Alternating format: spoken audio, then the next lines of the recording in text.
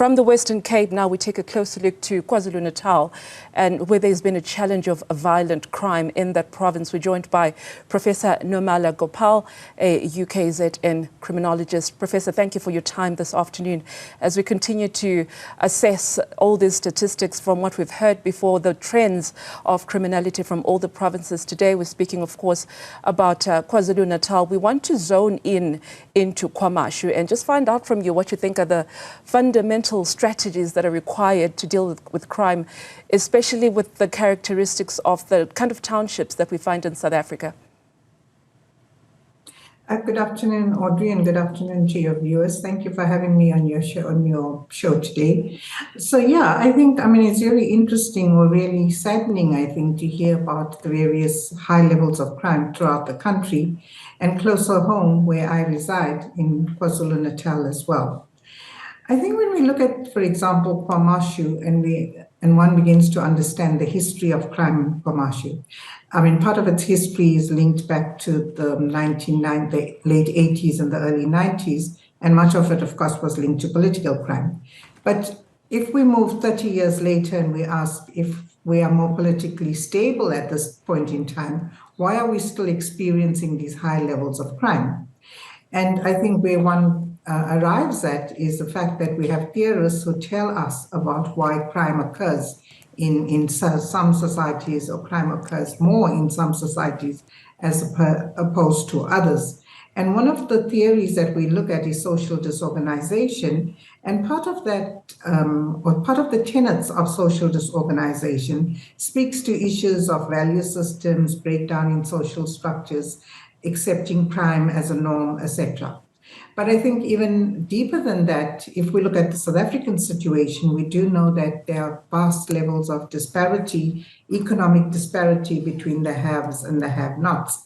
So we look at issues such as economic inequality, poverty, rapid urbanization, the way in which we parent our children, peer influence, role models, etc. So coming back to your question then, Audrey, is what is important or what is critical and or essential is to look at the drivers of crime. Because unless we understand through evidence what the drivers of crime are in this particular community, it would be rather, futile to come up with a strategy that might not necessarily speak to the drivers of crime in KwaMashu. So I think very importantly, we need some large-scale, in-depth studies, evidence-based studies that tell us exactly what it is that is driving crime or the surge in crime in KwaMashu. And I'm not sure at this point in time that we have comprehensive, systematic studies that give us that kind of information.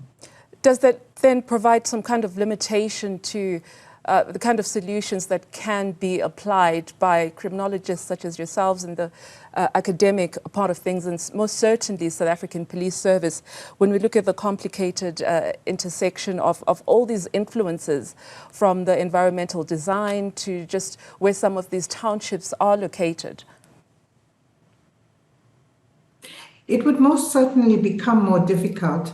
However, Audrey, I think what is important is for SAPs to work with people like us, universities, and provide us with whatever information they have, and perhaps then bring together a group of people, which we say this all the time, you need a multi-stakeholder team, and bringing individuals with expertise from various organizations, universities, government departments, bring everybody together in one room. Look at what data each sector or each portfolio has.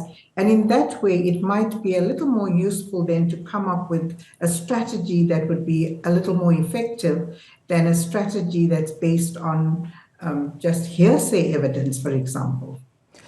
So we've seen high levels of tension when it comes to allocation of resources, especially when some of these townships are trying to be developed. When you look at infrastructure, the construction mafia, that seems to also be finding expression in KwaZulu-Natal when these projects have been launched. How can that be dealt with? I think we understand now, if you're listening to my colleagues across the country that are stationed in anticipation of those statistics from the police ministry, that this continues to be happening across the country. How can that be stemmed? How can that be dealt with?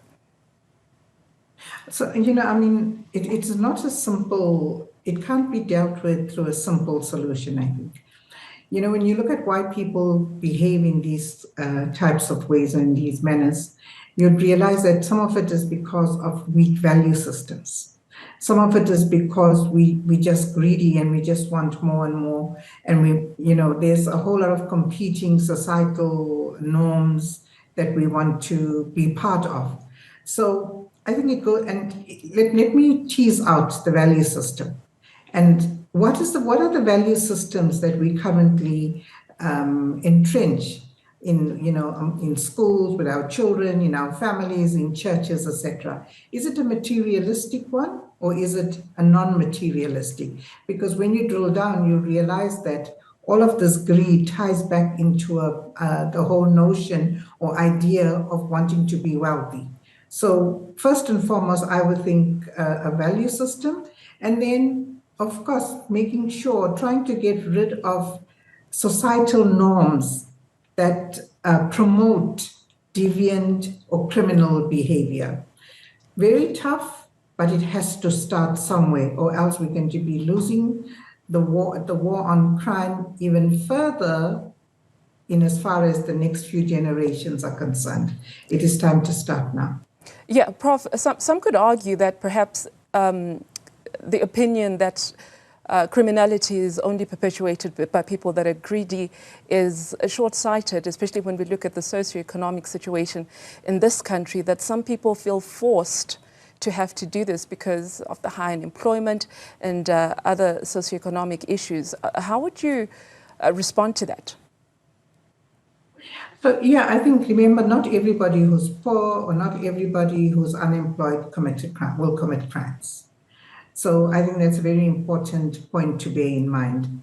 But what is it, I think what's important for us then is to find out what is it in these individuals, in these communities where we find high levels of criminal behavior, what is it that drives them to commit crimes? Whereas you'd have 1,000 people coming out of exactly the same community, but you'd have 50 of them who become criminals, or career criminals, professional criminals, etc. And I think, yeah, besides the fact that we have socioeconomic conditions, or we have the social environment, there's also a psychology and a little bit of biology that contributes to the commission of crime.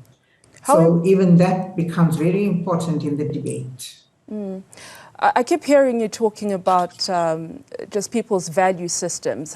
How important is it then, or how can it be implemented that community members are involved when it comes to some of the solutions to stem criminality in their communities, especially when most people are scared of being victimized? They do not want to speak. They do not even want to be seen with authorities at most times. Very interesting, Audrey, because I think you realize it's very complex. So it's like an onion. Each time you peel off one layer, there are 10 other layers or 20 other layers that you have to peel off to get to the root, or to get to the root, so you find out exactly what the causes are, and then you can deal with the symptoms thereafter.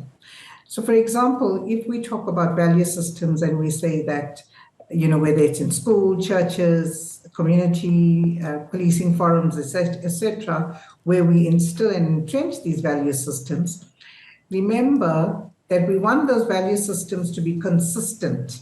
So we don't want 20% or 50% of our society. Let's not just talk about KwaMashu. Let's talk about South African society as a whole. If we have 30% who will practice value systems that are pro-social, and then you have 80% practicing pro-social value systems. And then 20% who don't, it's the 20% who don't practice those value systems will continue to engage in criminal activities, who will continue to engage in deviant and or delinquent behavior. So it's not an easy balancing act, but again, I say we've got to start somewhere.